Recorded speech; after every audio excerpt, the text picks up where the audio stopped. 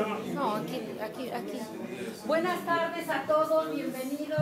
Es un gusto para nosotros tenerlos aquí presentes, sobre todo tratándose de la invitación que hicimos para la presentación del libro del don Jorge Mancilla Torres, que todos conocen. Este libro y esta presentación para nosotros es muy significativa porque relata de una manera muy amena e interesante sus vivencias a lo largo de toda su vida. Entonces, el maestro, que nosotros todos queremos mucho y le llamamos compañero, él, ustedes como saben, fue embajador de Bolivia aquí en México y es periodista y poeta. Y bueno, todos conocemos su trayectoria siempre por los países latinoamericanos y por los pensamientos por una América junta y por un mundo mejor posible. El día de hoy no vamos a hacer más presentación porque la presentación viene implícita en todos sus aforismos y sería muy interesante que nos lo relate él de una manera tan simpática como siempre lo hace. Le damos la bienvenida al compañero Jorge Mancilla.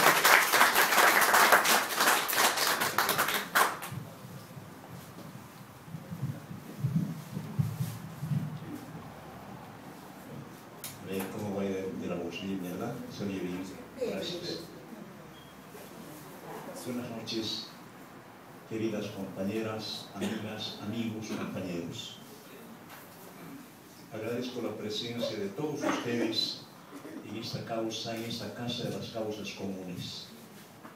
La Brújula Metropolitana es un foro dilucidador e identificador de todo cuanto a México deprime, oprime, comprime, suprime, reprime. Casi un primen.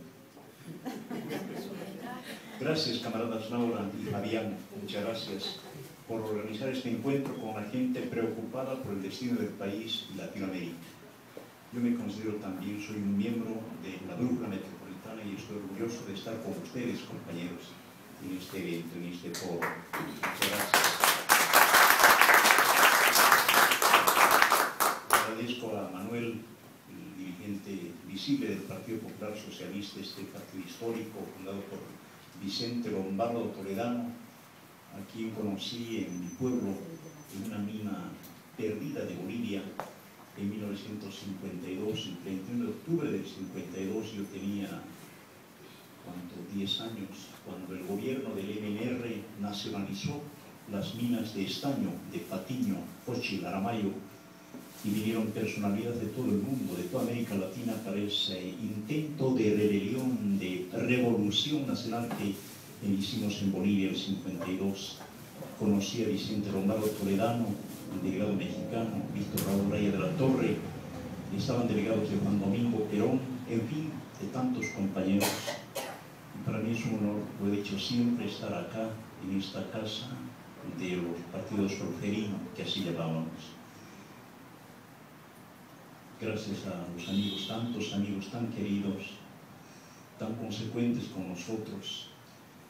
No voy a hacer menciones para no incurrir en omisiones, pero necesito decir gracias a Lulú, Ramón, maestra Xochitl, querido Oscar Guzmán, Javierito Bustillos, en fin, tantos compañeros, muchas gracias por estar aquí. Bien, pues, en la invitación que puso a circular por la red social para este evento, nuestra compañera Laura me hizo favor de incluir algunos párrafos de la historia, las vicisitudes, me dijo, tus vicisitudes, de los aforismos que escribo desde hace medio siglo. En efecto, desde 1965 compongo estas formas verbales de comunicación, los aforismos, estas modalidades, que bauticé breverías para definir su contenido y sintetizar sus significaciones, es decir, poquitas palabras que liberen y multipliquen sus interpretaciones en quien los escucha o quien los lee.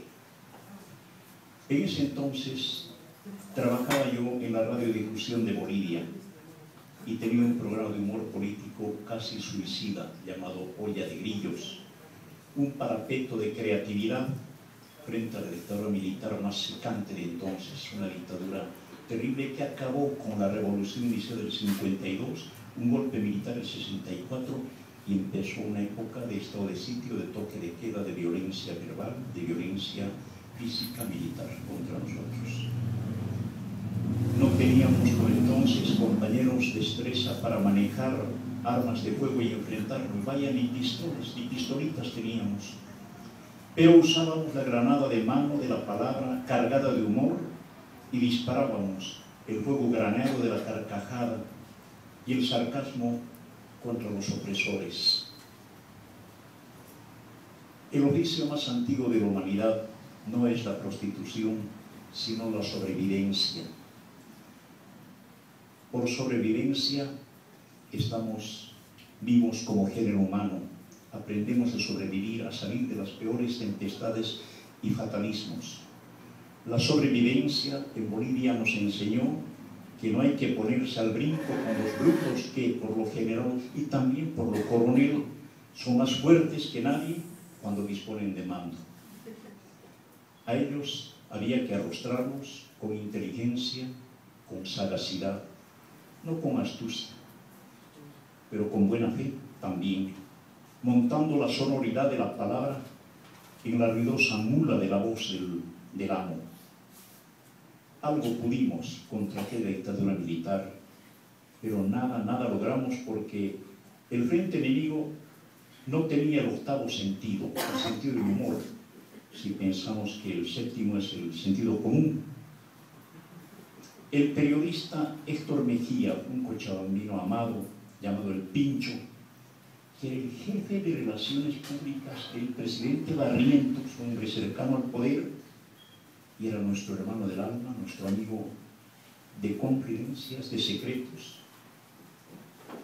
Frente a una cerveza clandestina o una reunión de media voz, este compañero Héctor Mejía, que murió en un accidente de aviación, por cierto, nos decía que el general dictador se divertía con mis bracejadas del programa Olla de Grillos, pero que luego montaba en cólera cuando le explicaban el sentido y la intención del chiste.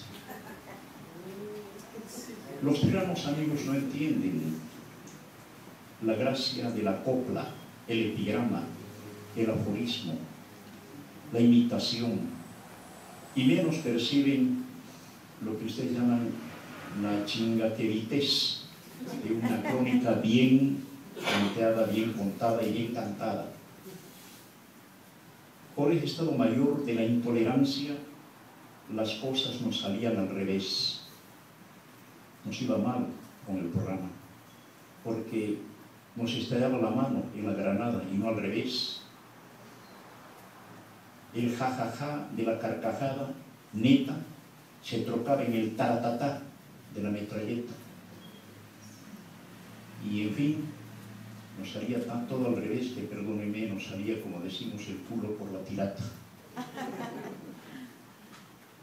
Años de años anduvimos perdiendo en esos combates contra tiranos que con cada golpe de Estado cambiaban nuestro estado de golpe. Nos ponían a oscilar en las 3 R's de nuestros hierros: encierro, destierro o entierro. La estupidez de la violencia organizada en cuarteles, como ahora en carteles. La estupidez, pues, con sable, fusil y botas.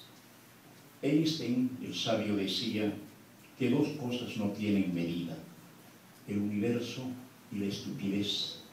Y aclaraba que no estaba tan seguro del universo, que parece que tenía medida. El fervoroso, por no decir fragoroso, tiempo de la improvisación. Los dictadores golpistas improvisaban todo menos un discurso. Triste y desgraciado tiempo en que mi país se apodaba Golpidia por la cantidad de golpes de Estado. La historia especulativa dice que Bolivia padeció 193 golpes militares. No es cierto, esa es una exageración. En Bolivia solo hubo 128 golpes en 157 años de república, desde 1825 hasta 1982. año en que los golpes se terminaron también de golpe, porque vino la democracia en otras circunstancias, gracias al esfuerzo de partidos políticos y gente de buena voluntad que decidieron tomar el mando de la nación en circunstancias caóticas y de alguna manera prepararon el terreno, el ambiente para este estado de plenitud que tenemos ahora.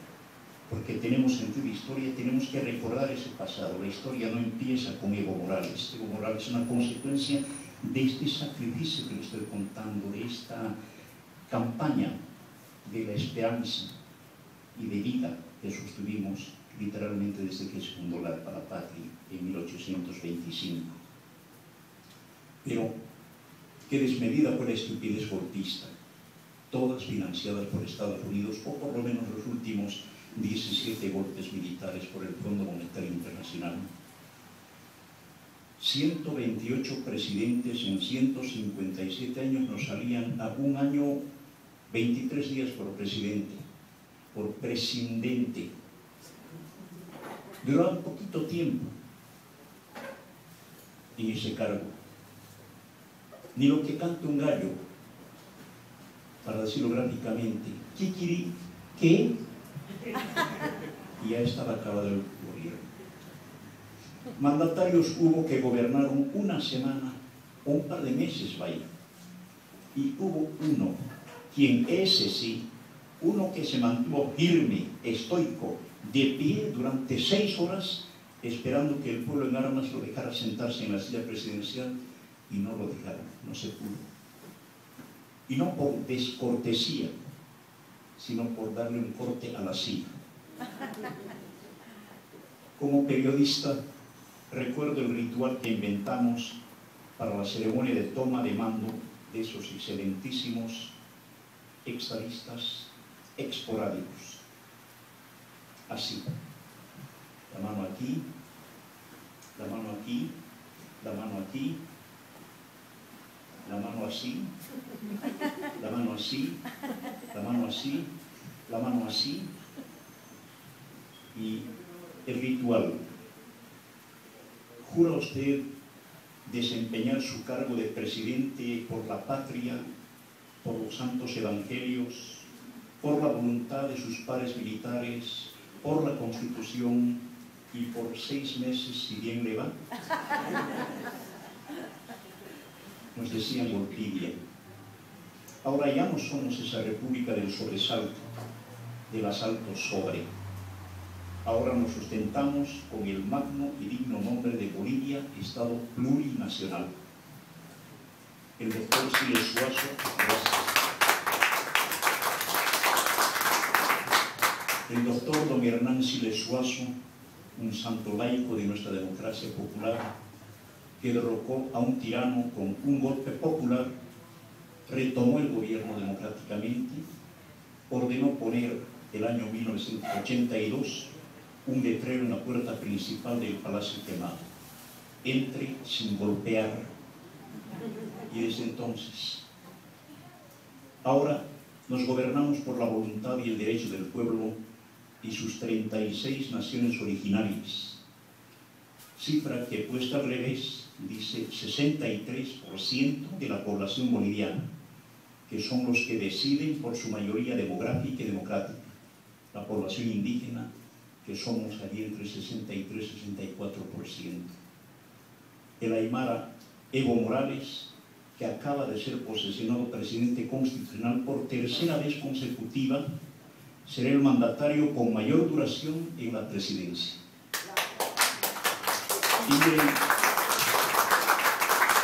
Y nadie que se diga demócrata se va a enojar por eso. No es un prologuista, es un mandatario a voluntad del que lo elige, lo reelige, porque colige, porque piensa, porque deduce y porque vota. Allí no hay indignados, habemos indigenados. Cuando en el año 2019 Evo Morales concluya su mandato, habrá gobernado ininterrumpidamente 13 años. Longevidad política y administrativa. En esa onda se puede, compañeras, compañeros, se puede juntar la palabra inglesa long, largo, con Evo para decir longevo, por ejemplo. Y Bolivia está demostrando que es un pueblo devoto, de Evo y devoto.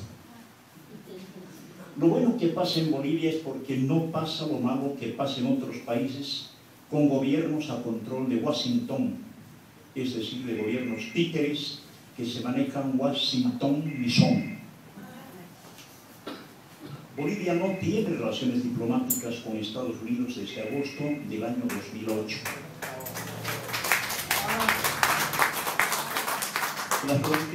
Las rompimos para que ellos no nos rompan la madre.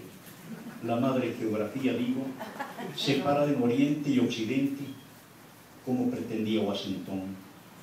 Como hoy está pasando en Ucrania, a la que se quiere convertir también en Ucrania. Ahora, sin la influencia nociva e intervencionista de la Casa Blanca, de aquella, no de las Lomas, sin los metiches de la CIA y la DEA, a los bolivianos nos va bien en este tiempo de evocracia. También nos va a los bolivianos que desde hace 6 años ostentamos el PIB más alto de América Latina, del Caribe, y cada fin de año la clase trabajadora recibe doble aguinaldo. Se acabó el tiempo en que el imperialismo nos tenía bocabajeados, a raya de sus caprichos. El corazón boliviano en ese tiempo no batía normalmente sístole, diástole, sístole, diástole, por débil. Latía siástole, diástole, siástole, diástole. La tía y el tío. Bueno, a lo que te truje, así te estruje. Voy a contarles la breve historia de este mi libro de breverías, el tercero que me sale al hilo, sin parar. No es albur. He de precisar que yo soy de Yayagua, un pueblito de Potosí en Bolivia, no de Albuquerque.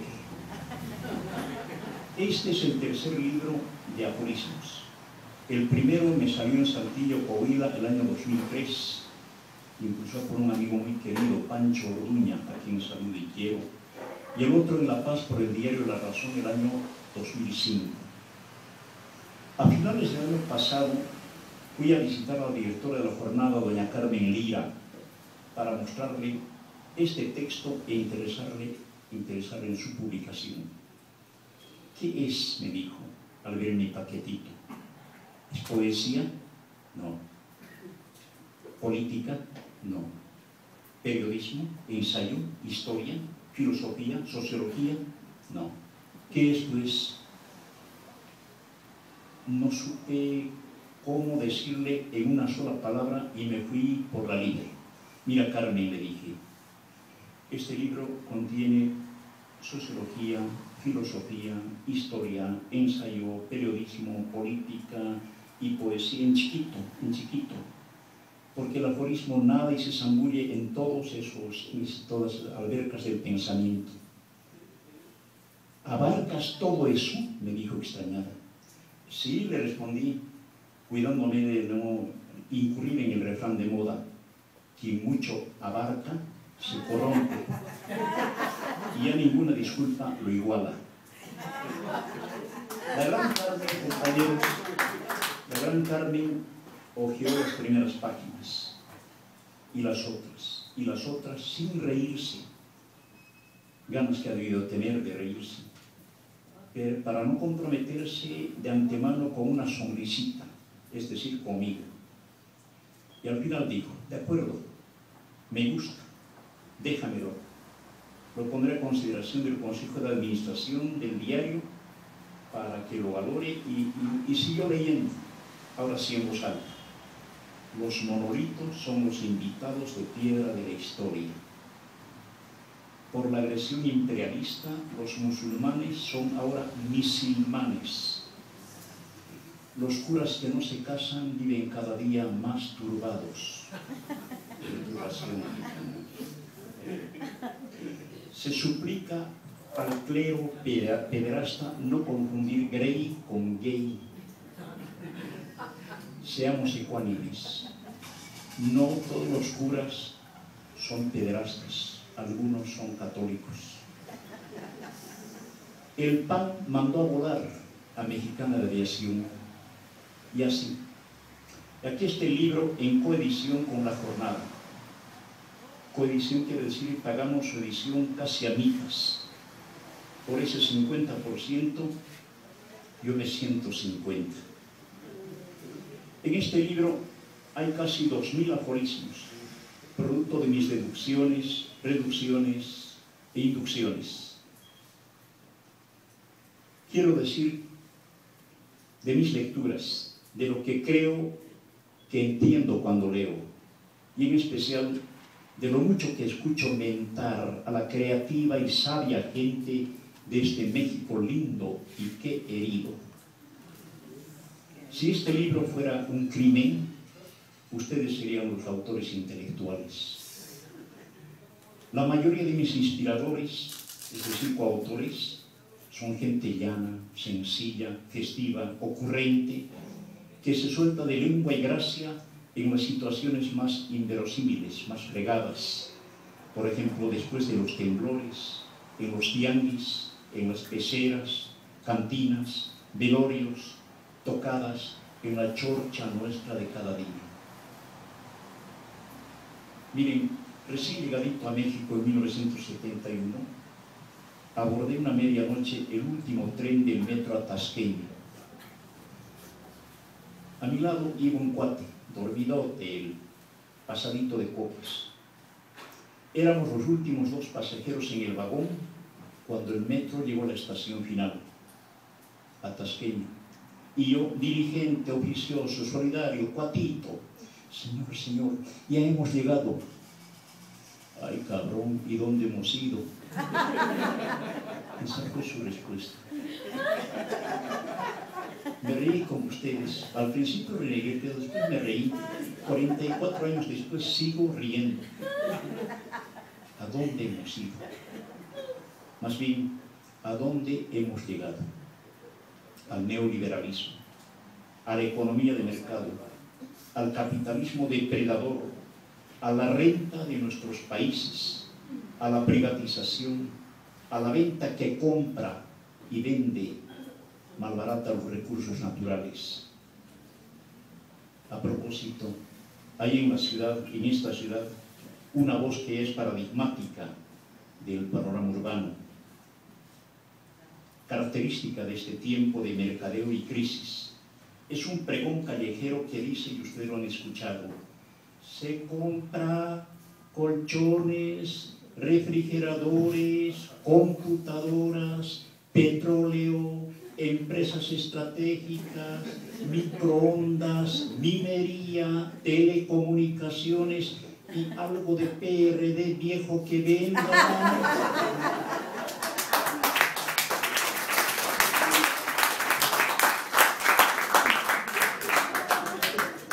Voy a correr un riesgo, permítame un chismecito, un chiste, no lo cuenten afuera.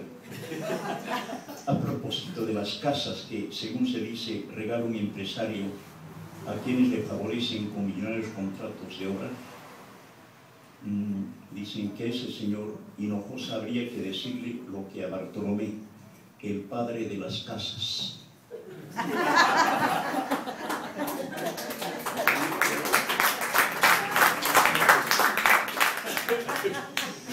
Camaradas de la brújula, hay que orientarnos, hay que usar la brújula hacia los orígenes, volver a la palabra como instrumento de convencimiento y de cambio, de avanzada.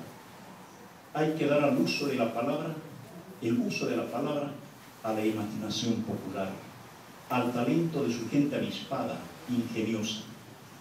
México es un país de poetas populares increíble. Están muchos países. Y México, perdónenme la inmodestia, se parece casi a mi país en esto de crear figuras verbales para avanzar. Recuerdo que en la guerra del gas, para regular el gas en Bolivia el año 2003, yo inventé una brevería que puse en alguno de mis libros. Y esa brevería se volvió canción, se volvió voz de coro popular, voz en las manifestaciones, decía: el gas es un compuesto de etano, metano y butano que nos quieren quitar sutano, mengano y perengano, pero no nos vamos a dejar palabra de boliviano. Y no nos hemos dejado quitar. Estamos en posesión de los gas. Amigos, amigas, de este tipo de creaciones necesitamos para enriquecer, para intercomunicarnos en los mítines, en las huelgas, en las reuniones como estas, en las marchas. Los humoristas gráficos, pero hay que hacerlo en forma de copla, epigrama, aforismo, que son hijos de la picardía, no de la mala leche, no el insulto procaz ni la vulgaridad. Mucho talento, y México tiene talento para crear eslogans, para crear consignas, para poner sentencias, frases que hagan avanzar el pensamiento, que levanten el ánimo de la gente. Es emocionante ver a la gente en las manifestaciones portando, por ejemplo, pancartas con fotocopias agrandadas de los monos que pintan Helguera, El Gisbón, Hernández, Ríos, moneros que dicen tanto como los escritos de Granados Chapa, de Carlos Fuentes, de Scherer, de Garibay, de la Poniatowska, del Astillero Hernández, de Juan Rulfo, de Monsiváis, ¿a dónde vais? Tanta gente. Hay que recoger ese legado intelectual. Los humoristas gráficos, insisto, los moneros de los periódicos y las revistas, dibujan aforismos y tienen tanta eficacia como los editorialistas más sesudos que crean opinión. Octavio Paz, el joven, aquel de sus primeros libros, de sus primeras poesías, el revolucionario Octavio Paz, pedía dominar a la palabra, poseerla de cuerpo entero, tenerla siempre en la punta de la lengua, al alcance de la mano. Escuchen esta, es breve el verso, la poesía de las palabras de don Octavio. Dales la vuelta, cógelas del rabo, chillen putas, azótalas, dales azúcar en la boca, las rejegas, inflalas, globos, pínchalas, sórbeles sangre y tuétanos, sécalas, cápalas, písalas, gallo galante, tuérceles el gaznate, cocinero, desplúmalas, destrípalas, toro, buey, arrástralas, hazlas, poeta, haz que se traguen sus palabras. Ese es Octavio Paz, es la poesía que hay que recobrar y hay que aplicar. De eso se trata este mi libro, de apresar a las palabras en sus matrices de buena ortografía y sintaxis para que el lector las libere en las interpretaciones que quiera o las encuentre. Obama promueve el deporte, ya deportó a más de 5 millones de migrantes. Cada gol es un orgasmo, por eso los jugadores lo gozan unos sobre otros. El imperialismo morirá de monopoliomielitis. El muro de Berlín se construyó para que no pasen las ideas nazifascistas. El muro en la frontera México-Estados Unidos se construyó para que no pase la vida humana. El mar es a la isla lo que Fidel Castro a Cuba. El presidente Correa es la línea del Ecuador. Ya quisieran ciertas democracias verdes tener un presidente maduro. Con esa bronca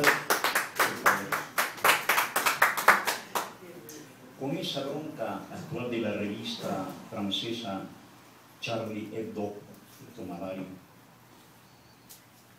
y el lema mundial Je suis Charlie, I am Charlie, yo soy Charlie, Ayotzinapa.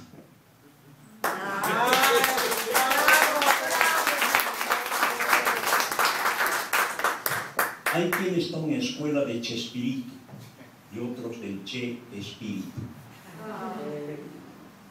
Obama no debe ser el prietito en el arroz de la democracia. Dios mío, dame paciencia, pero apúrate por los 1000 demonios. Camaradas, compañeras, compañeros, en este librito hay 2000 aforismos para que, como dijo Fidel, no me crean, lean. Gracias. Muchas gracias.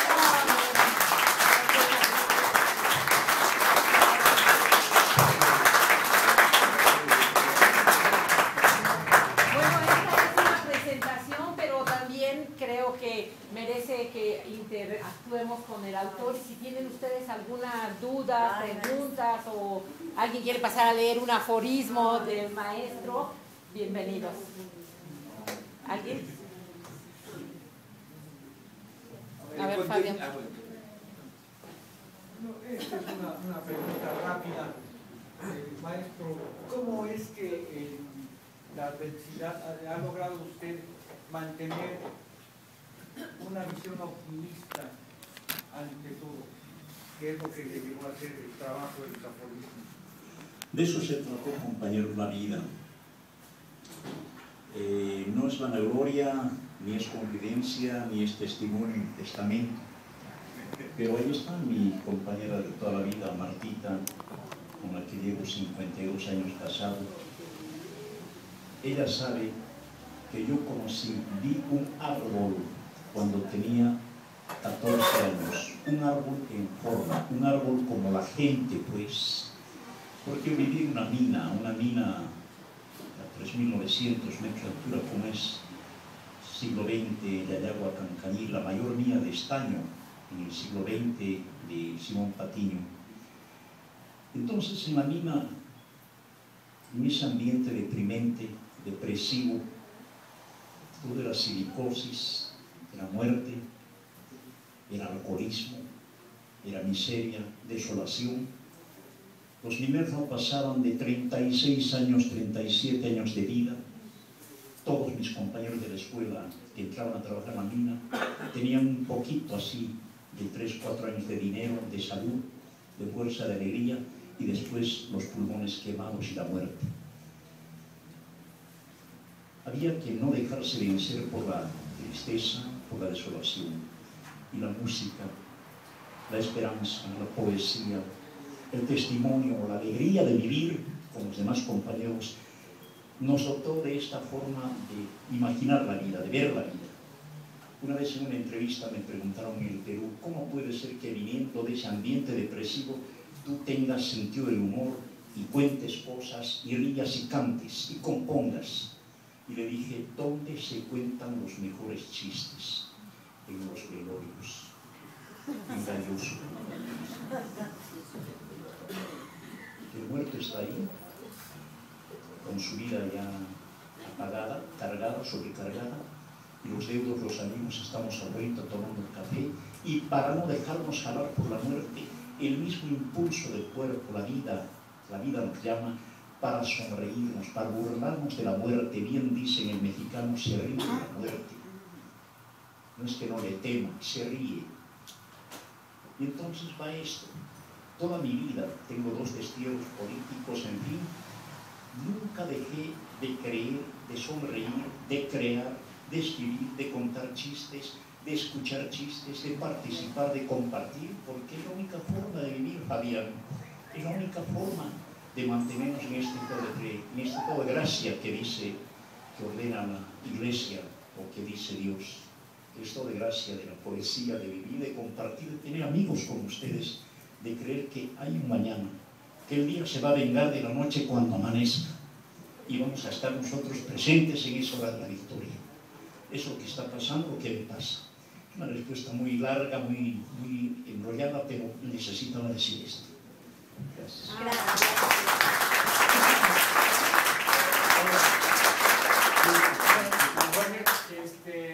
Uno de los aforismos ahí nos habla mucho precisamente de la altura de La Paz, una ciudad muy alta, ¿no? Y ahí dice usted que cuando llegues a La Paz, come poquito, camina despacito y duerme solito. Por lo menos los 3 primeros días, sí, como no. Sí, Por allá atrás querían intervenir. ¿Alguien más?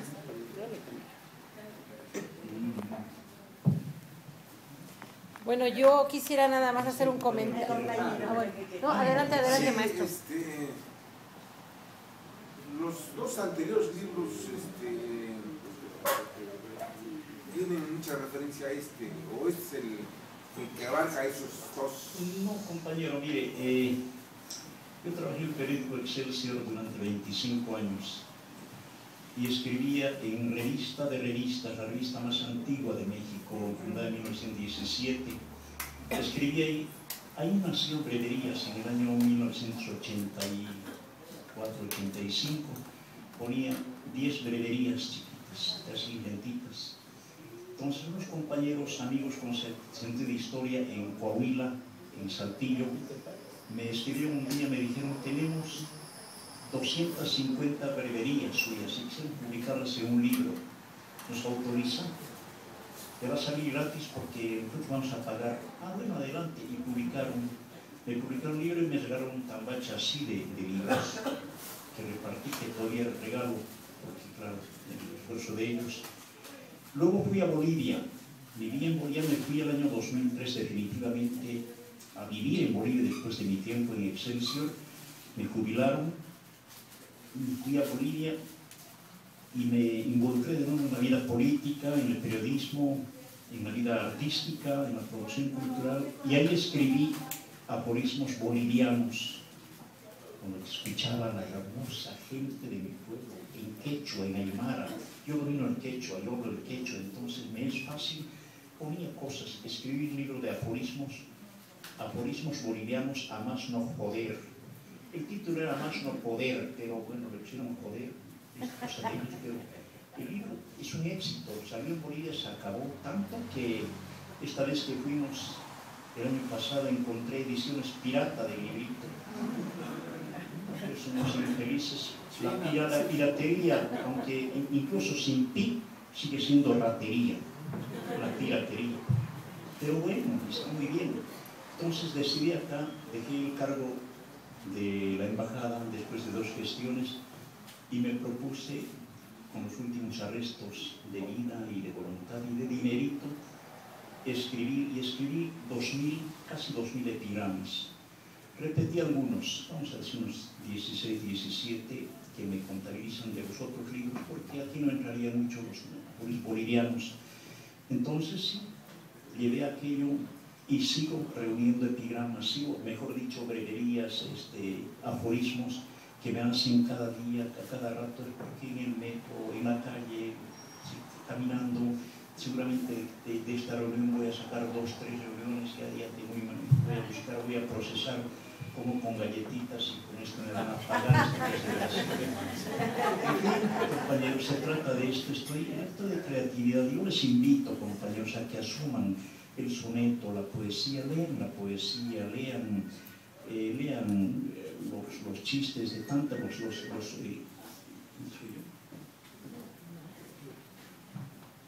lean la gracia que sale en los periódicos, lean las cosas que escuchan hablar en las calles, en la gente, anoten.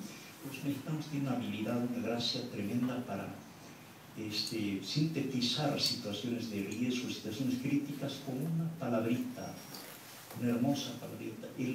La otra cosa es el epigrama, este versito en una estrofa de 4 versos para decir un montón de cosas, pero recuerdo, yo escribí como 10.000, 11.000 epigramas en el periódico Excelsior, en la página editorial.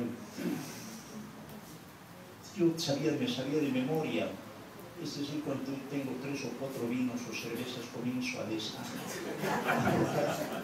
Pero no con canelita, no con... Entonces, miren, sí les sirve para todo, compañeros.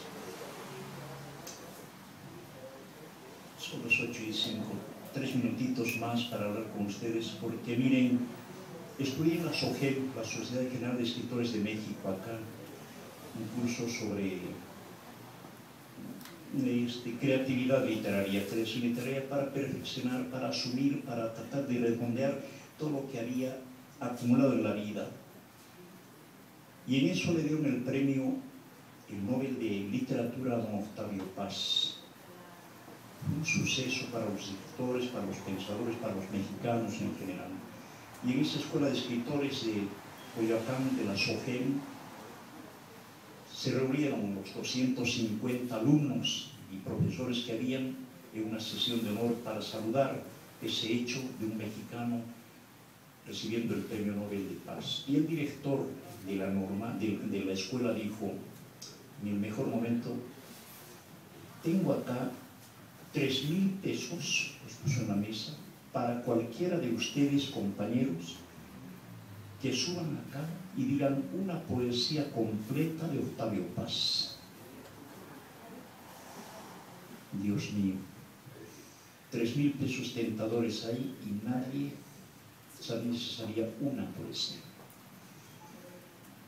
Yo pensaba en Franz Tamayo, en los poetas bolivianos, doña Yolanda Bedregal, pensaba en Vallejo del Perú, los peruanos agarran acá poesías de él, en el ciego Borges de la Argentina, en estos poetas uruguayos, Benedetti y demás, que los uruguayos saben poesías, decir, ¿cómo no sabemos una poesía de Octavio Paz? ¿Para quién escribió Octavio Paz? Yo tenía idea de las palabras, pero no con esta precisión. Y dice el director, parece que no se animan, de 3,000 suba 5,000 pesos para cualquiera que suba a decir una poesía de Octavio Paz. Y para tranquilidad de todos y de ustedes también, dijo el director Fernández Unzaín, no se preocupen porque yo tampoco conozco una poesía de don Octavio Paz. Pero si digo acá que el mayor poeta de México se llama José Alfredo Jiménez, el hombre que tradujo el pensamiento, el sentimiento, la pasión mexicana, ustedes me tendrían que pagar 3,000, 5,000, porque yo me sé todas las poesías, las canciones de José Alfredo Jiménez, el mayor poeta que vive en este país, y es cierto, ese pueblo creativo, ese pueblo que escribe, que recoge, como decía Vallejo, todo acto o voz genial viene del pueblo y al pueblo vuelve, y entonces se redonda la poesía. Ocurre, compañeros. Entonces, ustedes, por favor, no pierdan la esperanza en la palabra que es tan distinta de la voz, tan diferente de la voz. Palabra, voz, mejor lo digo, ya me han escuchado ustedes este discursito. Voz tienen las campanas, voz tienen los perros, voz tiene el río, voz tiene el viento, voz tiene la motocicleta que pasa, el ruido que causa. Y palabra solamente el hombre, solamente nosotros. La palabra como la civilización de la voz, la palabra que es el documento, la identidad de uno, que cuanto más ha leído, cuanto más palabras sabe, y cuantas menos palabras sabe o aplasta, sintetiza para generar los mayores pensamientos, que viven 2 palabras, todo un mundo de creación, de sufrimiento, de acumulación. Ese es el hombre es la palabra. No en vano la Biblia dice, en el principio fue el verbo, y es la palabra. Antes del hombre estaba el verbo, estaba la palabra. Y es la palabra que tenemos que recordar en este tiempo de grosería, de singlería neoliberal, de ruido. Tenemos que rescatar la palabra. No hay mayor poesía, y ustedes son como gente que piensa, que ama, que siente. Ustedes son partícipes y han experimentado esto que voy a decir. ¿Cuántas noches se han pasado de jóvenes enamorados pensando en la noche, decir, ¿qué le voy a decir a esta muchacha para que sea mía? Voy a improvisar un discurso, voy a empezar por aquí, y al final se concluye en este discurso poderoso. ¿Sabes qué? Te amo. Y listo. Se sintetiza, es un aforismo, compañero. compañeros, cuánta cosa. La poesía es esto: la menor cantidad de palabras para la mayor cantidad de imágenes. En eso tiene validez el soneto medido, la décima, el verso compuesto, el verso escrito en chiquito, el aforismo, el epigrama, sin renegar del verso libre. El verso libre puede manejarse como quieren ustedes han sufrido a los poetas el verso libre. Estamos en una cantina, en una reunión familiar, y se para un compañero y dice: permítanme, voy a decir una poesía a mi abuelita. Y dice una poesía que nunca acaba y que nadie entiende, porque se buscó las palabras más difíciles del idioma para decirlas, y él cree que cuanto más difícil hables, más poeta. Frente a lo que quieren decir, lo que significa la poesía, ven el haikai también, que dicen de los japoneses. Versitos de 17 sílabas, 5 sílabas, 8 sílabas, 5 sílabas, 5, 7, 5. Es toda la poesía japonesa en el haiku. Lo manejan: definición del río, definición del viento, definición de la vida, en 5 sílabas, 7 sílabas, 5 sílabas. Es toda la poesía. Pero para escribir así cortito, así breve, hay que tener tal documentación, tal reserva de palabras. Y la reserva de palabras se hace leyendo, escuchando, deduciendo, mentalizando, escribiendo, anotando. De esto se trata el hombre. El hombre es la palabra. Vos tienen todos, compañeros. Yo dudo mucho cuando dicen: soy la voz de los sin voz.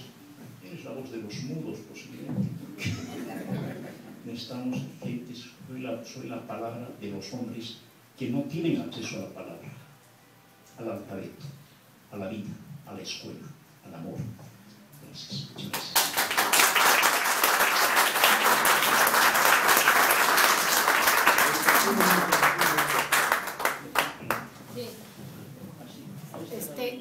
Atrás tenemos los libros para los que quieran. Don Manuel quiere dar hacer también un comentario antes de terminar. Les recomendamos que se lleven el libro, porque son muy pocos y no se van a volver a imprimir, y ahorita se los puede autografiar, y además está 14 de febrero, que sea, ya que se usa como una forma de dar cuestiones amorosas, que sea un libro en lugar de otro tipo de cosas, ¿no? Ahorita, sí, yo quería únicamente felicitarlos por esta iniciativa tan importante que nos ha brindado un banquete del idioma, manejado sabiamente y con una profundidad envidiable realmente. Estimado compañero, nuestras felicitaciones, y yo los invito a que sigamos con el banquete obteniendo esto que está en el pensamiento de nuestro estimado compañero. Muchas gracias. Gracias. Bueno, pues vamos a dar por terminada la presentación de don Jorge, del compañero Cocomanto, para que todos tengan oportunidad de acercarse, de que les firme su libro, y para que le hagan preguntas directas si ustedes gustan. Le vamos a dar un reconocimiento antes.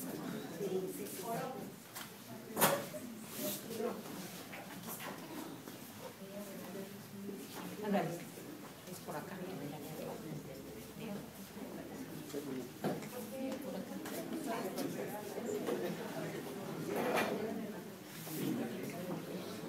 Pues esto dice... Perdón que vayamos a interrumpir un minuto la repartida de autógrafos. Círculo de Estudios Brújula Metropolitana otorga el presente reconocimiento a Jorge Mancilla Torres, Cocomanto, por su tenaz y optimista esfuerzo para impulsar el desarrollo cultural y la identidad latinoamericana, y por su contribución a la formación ciudadana mediante la presentación de su obra Breverías, un titipuchal de aforismos.